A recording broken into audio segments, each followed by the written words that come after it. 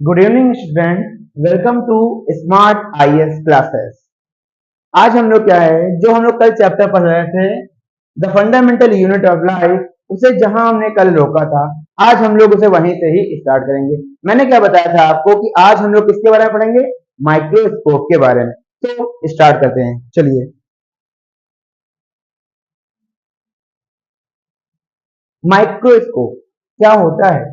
Microscope क्या है? Microscope एक ऐसा यूनिट है जिससे हम लोग स्मॉल ऑर्गेनिज्म को लार्ज करके या मैग्नीफाइड करके देख सकते हैं। जैसा कि आप सुन रहे हैं, पढ़िए, देखिए। A microscope is an instrument that magnifies small object, thus reversing detail too small to be seen by the naked eye। मतलब कि माइक्रोस्कोप एक ऐसा इंस्ट्रूमेंट है जिससे हम लोग उन चीजों को देख पाते हैं जिससे हम लोग खुली आंखों से नहीं देख सकते हैं। तो आज हम लोग इसी माइक्रोस्कोप के बारे में पढ़ेंगे। माइक्रोस्कोप में क्या होता है, हम लोग लेंसेस यूज करते हैं।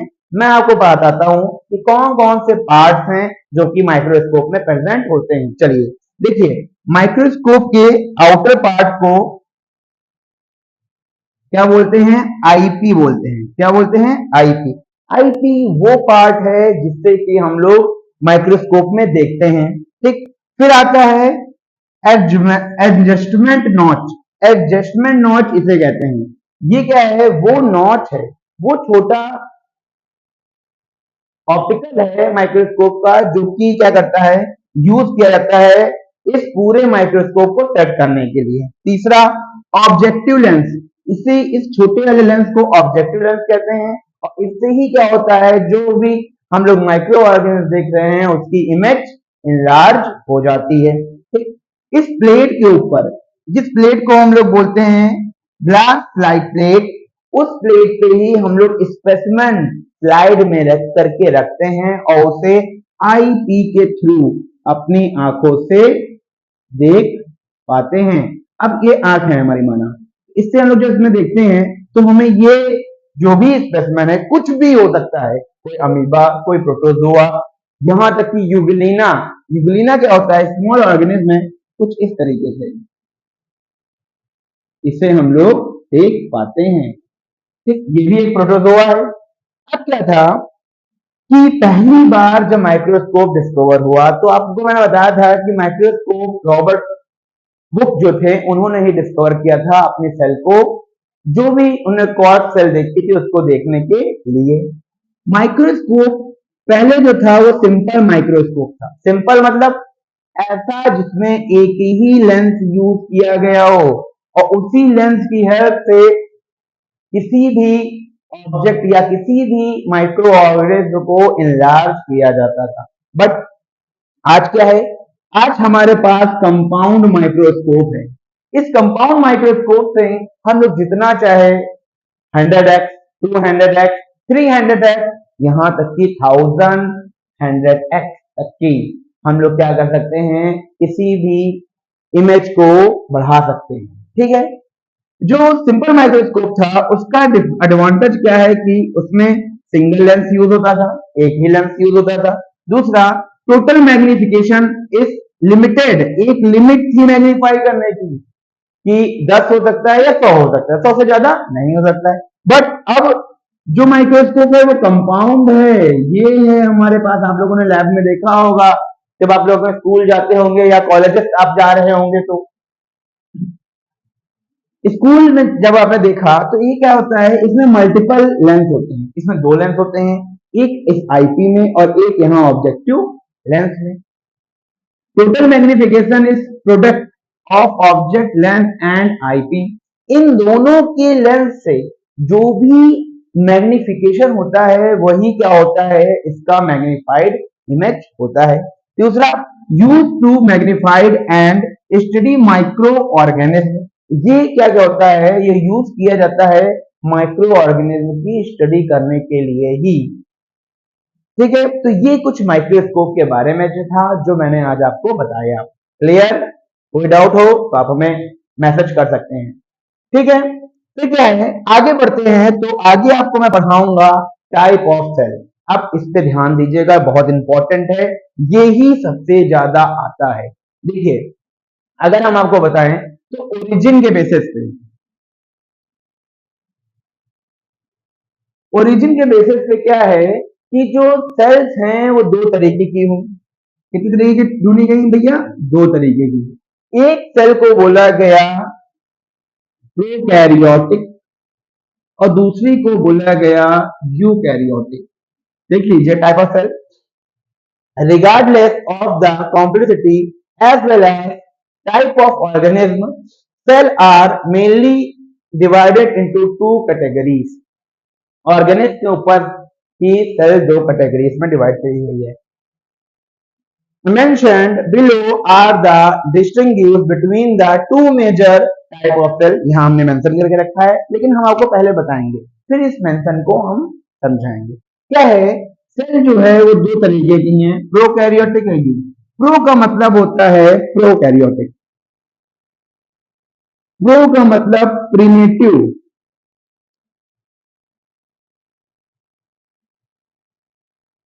कैरियोटिक का मतलब न्यूक्लियस।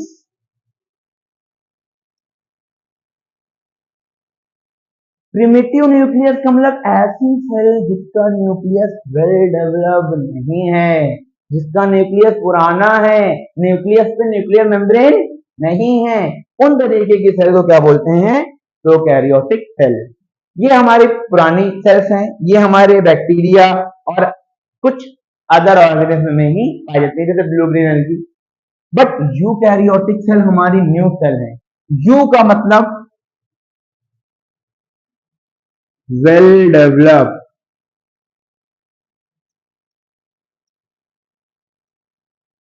वेल डेवलप्ड, और कैरियोटिक का मतलब न्यूक्लियस।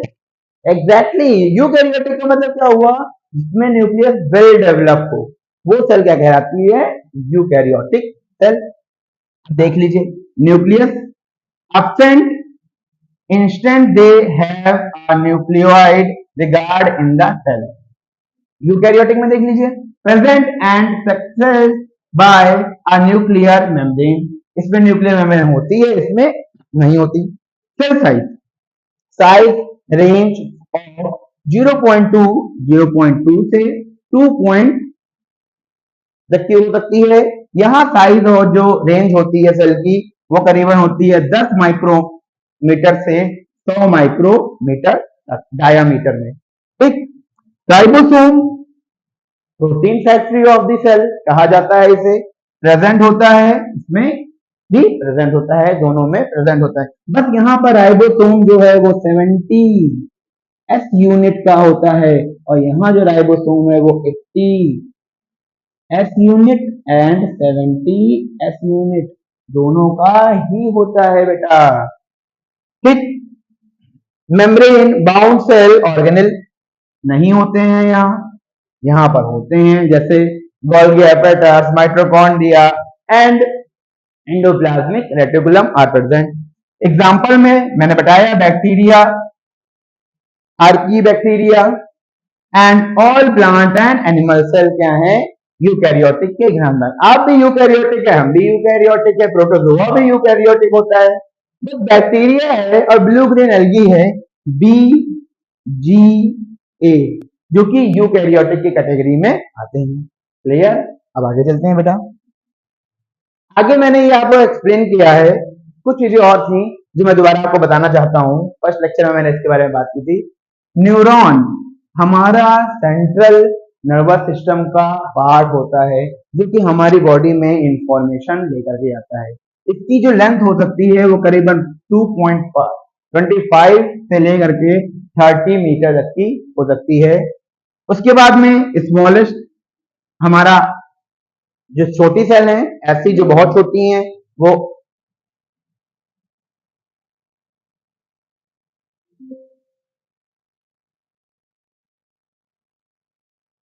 छोटी सेल्स हो सकती हैं, जैसे हमारा माइक्रोराइजा या माइकोप्लाज्मा, ये स्मॉलेस्ट बिग सेल के नाम से जानी जाती है ह्यूमन बॉडी को छोड़ करके। अगर ह्यूमन बॉडी की बात करें तो हमारा स्पर्म है smallest cell, ostrich egg largest cell है, आप खुद देख सकते हैं बेटा। 130 से 170 होता है इसका साइज। फिर neuron, red blood cell and muscle cells क्या होती हैं? सम सेल्स हैं जो हमारी बॉडी में प्रेजेंट होती हैं और यही मिल करके क्या होती हैं? अदर सेल का फॉर्मेशन करती हैं। आगे बात करते हैं, तो रिवीजन था। आज हम बात करेंगे basic component of eukaryotic cell. Basic component का मतलब क्या हुआ? बेसिक कंपोनेंट का मतलब होता है ऐसे कंपोनेंट जो कि यूज करे जा रहे हैं हमारे सेल के फॉर्मेशन में। जैसे पहला बेसिक कंपोनेंट है न्यूक्लियस। क्या है बेटा? न्यूक्लियस। ध्यान रखिएगा, nucleus is the brain of the cell because nucleus perform all the activities inside the cell and nucleus control cell. Nucleus give several response as protein formation and other things. दूसरा cytoplasm. Cytoplasm क्या है? एक jelly like fluid है। कैसा? एकदम jelly like. जो क्या होता है? न्यूक्लियस के अंदर जो भरा है उसे न्यूक्लियोप्लाज्म और जो सेल के अंदर भरा है उसे साइटोप्लाज्म कहते हैं। Cell membrane. Cell membrane outer membrane है हमारी किसकी? सेल की, जो क्या करती है?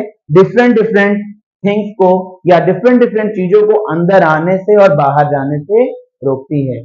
ठीक है, ये सेमी परमिएबल कहलाती है क्योंकि इसके पास तो इतना वो होता है, मतलब इतना नॉलेज होता है कि किस चीज को अंदर लेना है और किसे बाहर भेजना है। मैं आपको इसका डायग्राम अपने हाथों से बना के दिखाता हूँ, अब तक समझ पाएंगे। अभी तो मैंने लिख दिया है वो मैं आपको बताऊंगा, लेकिन अब पहले डायग्राम देखिए। देखिए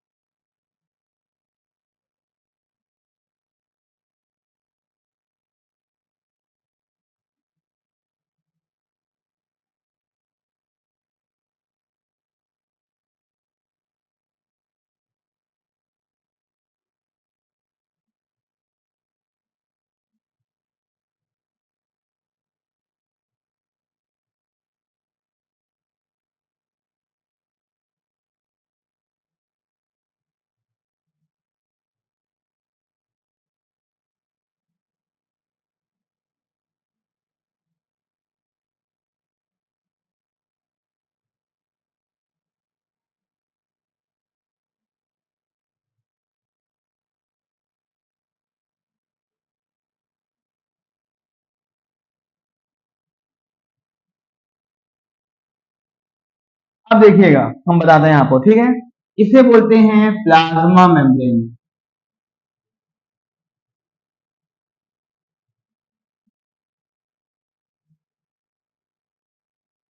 प्लाज्मा मेम्ब्रेन क्यों इसे बोलते हैं? क्योंकि ये क्या है? हमारी सेल जो है, जो एनिमल सेल है, मैं एनिमल सेल की बात कर रहा हूँ बेटा,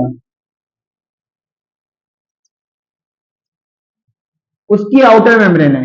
ये प्लाज्मा मेम्ब्रेन डबल लेयर्ड होती है, जिसमें क्या होता है? दो इसके लिपिड के और प्रोटीन की चैनल्स प्रेजेंट होते हैं। दो लेयर होती है लिपिड की, लिपिड वाली लेयर है ये हमारी, और प्रोटीन चैनल प्रेजेंट होते हैं। उसके अलावा इसके अंदर जो फ्लूइड भरा रहता है उसे बोलते हैं साइटोप्लाज्म।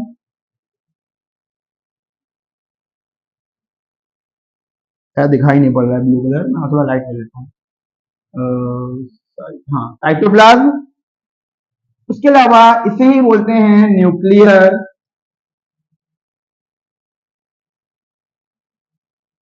मेम्ब्रेन। न्यूक्लियर मेम्ब्रेन, ठीक। न्यूक्लियर मेम्ब्रेन हो गई। न्यूक्लियर मेम्ब्रेन के बगल में न्यूक्लियर पोर होते हैं। पोर छोटे छोटे से छेद होते हैं न्यूक्लियस में। न्यूक्लियस के अंदर उसका जेनेटिक मटेरियल होता है, जैसे हम लोग बोलते डीएनए या chromatin network. Chromatin network and ये साइटोप्लाज्म है, ये दो तरीके के मटेरियल से क्या होता है? स्टार्ट होता है। इसके अंदर छोटे छोटे सेल ऑर्गेनेल भरे रहते हैं, जैसे माइटोकॉन्ड्रिया हो गई, power of the cell, ribosomes हो गए, एंडोप्लाज्मिक रेटिकुलम ई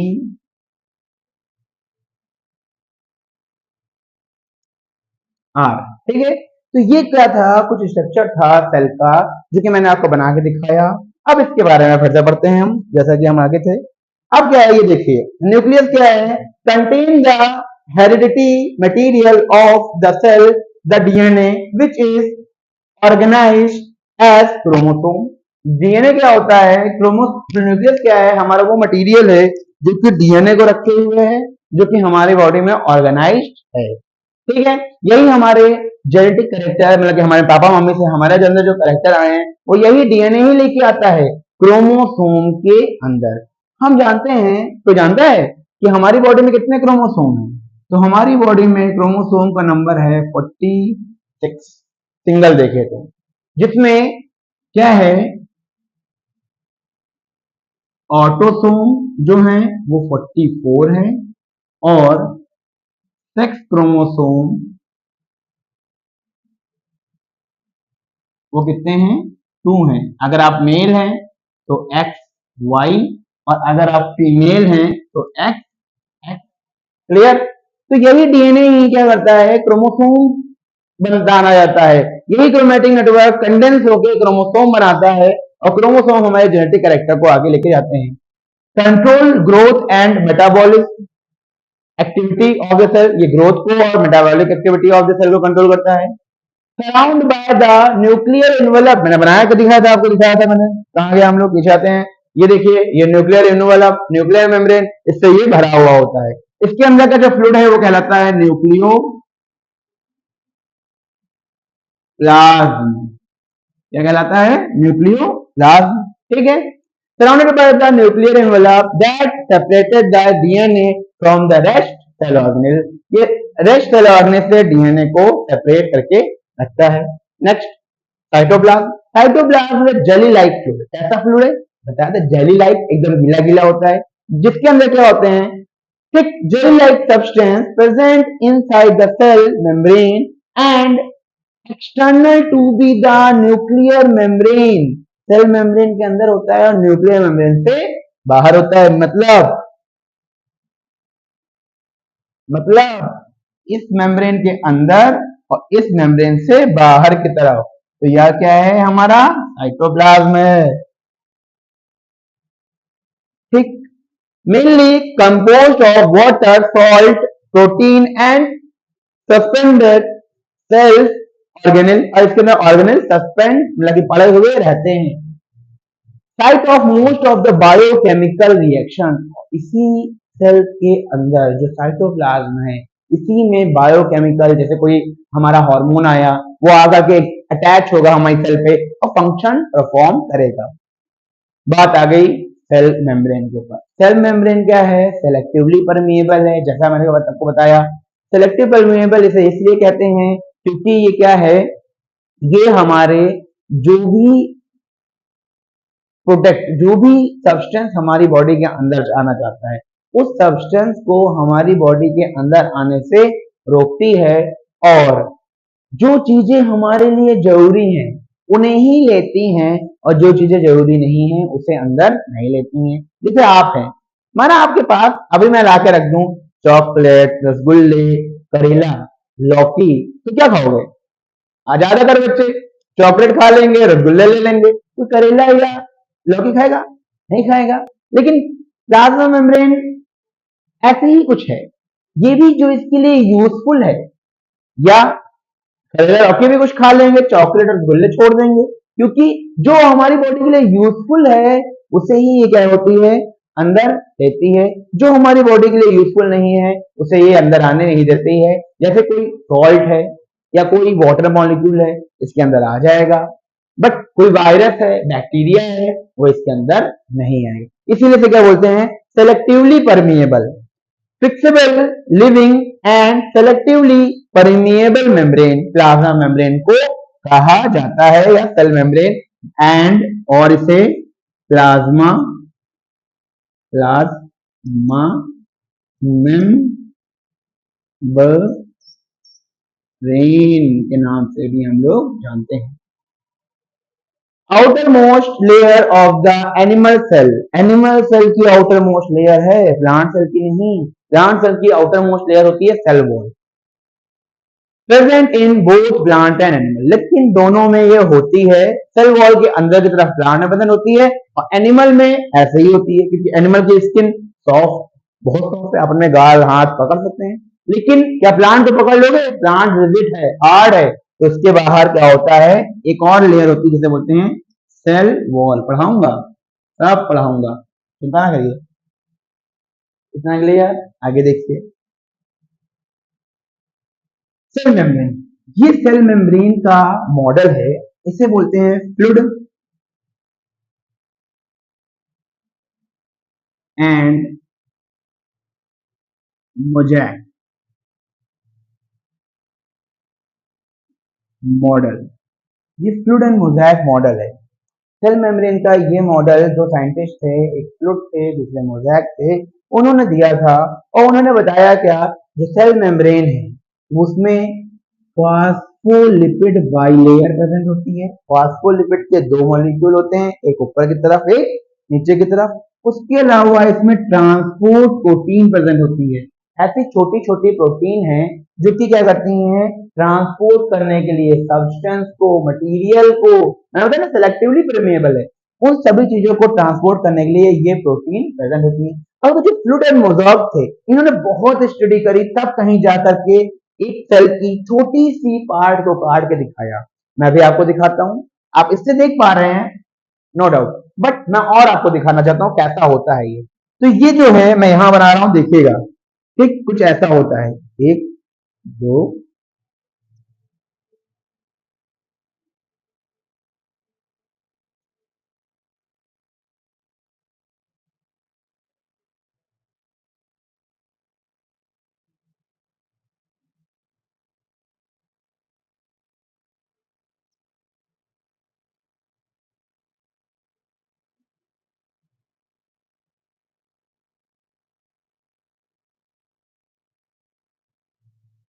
तो जी सुनिएगा, ये जो है ये होते हैं लिपिड मॉलिक्यूल। क्या होते हैं बेटा ये? Lipid molecule. जिसके पास क्या होता है, इस लिपिड मॉलिक्यूल के पास दो चीजें होती हैं, एक हेड और दूसरा टेल। मैं दिखाता हूं, देखिए कुछ ऐसा होता है, ये लिपिड मॉलिक्यूल दिखा रहा हूं,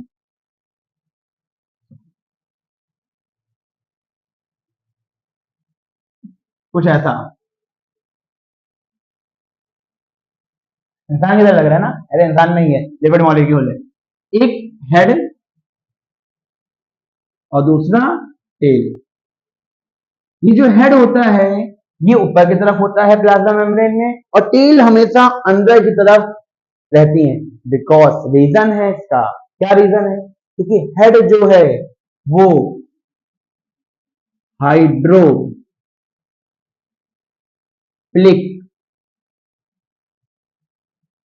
फिलिक होता है, और जो टेल है वो होती है हाइड्रोफोबिक।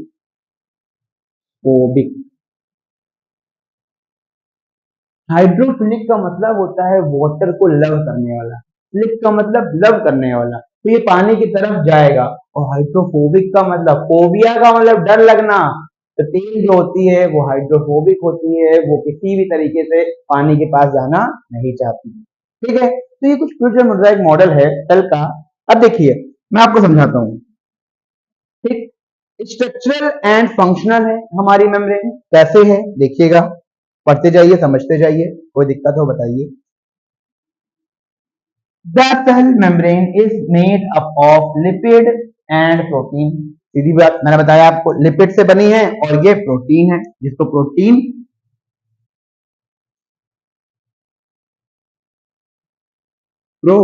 है, इसे प्रोटीन चैनल के नाम से मैंने ट्रांसपोर्टिंग प्रोटीन बताया। यही क्या करती है, जैसे माना ये Na आया अंदर बाहर, कहता है हेलो हमें अंदर आना है, तो कहते ठीक है आ जाइए, आपको अंदर बुला लेंगे, क्योंकि हमारे लिए जो Na है वो जरूरी है, क्योंकि हम Na लेते हैं सॉल्ट से, NaCl खाते हो ना, सॉल्ट NaCl, तो ये Na हमारी बॉडी के लिए नीडफुल है, इसीलिए सेल इसे अंदर ले लेती है। अब माना कोई वायरस होता और कहता हमें अंदर लीजिए, तो लेती, कहते जाओ नहीं लेंगे तुमको अंदर, तुम हमारे लिए नीडफुल नहीं, तुमको क्यों अंदर हम ले लेंगे। सही बात है कि नहीं? ठीक, तो ये जो मॉडल पूरा दिया गया, यही हमारे इन साइंटिस्ट ने दिया था। अब पढ़ते हैं, phospholipid are the main component of the cell. ये फॉस्फोलिपिड जो है वो मेन कंपोनेंट है membrane and they are arrange in two layer, एक ऊपर वाली एक नीचे वाली। द फॉस्फोलिपिड बाइलेयर जिसे कहा गया, क्या बोला गया जिसे, फॉस्फोलिपिड बाइलेयर। फंक्शन क्या है, enclose the component of the cell and protect it. जो सेल के कंपोनेंट है उन्हें अंदर बना के अंदर प्रोटेक्ट करके रखता है। जैसे आपके चारों ओर कुछ होगा आपको प्रोटेक्ट करने के लिए, आपके घर वाले हैं, अगर आपको कोई प्रॉब्लम होती है तो आपको प्रोटेक्ट करते हैं कि नहीं, वैसे ही इसकी जो आउटर मेम्ब्रेन है वो क्या करती है, इसे इसके अंदर के ऑर्गेनेल को प्रोटेक्ट करती है। ठीक, उसके अलावा monitor what goes in and what out, और मॉनिटर करती है क्या अंदर गया है और क्या अंदर आया है। ठीक है, जैसे कि हमारे लोग, हमारे बड़े हमें मॉनिटर करते हैं कि हम लोग कहाँ जा रहे हैं, कहाँ आ रहे हैं और कैसे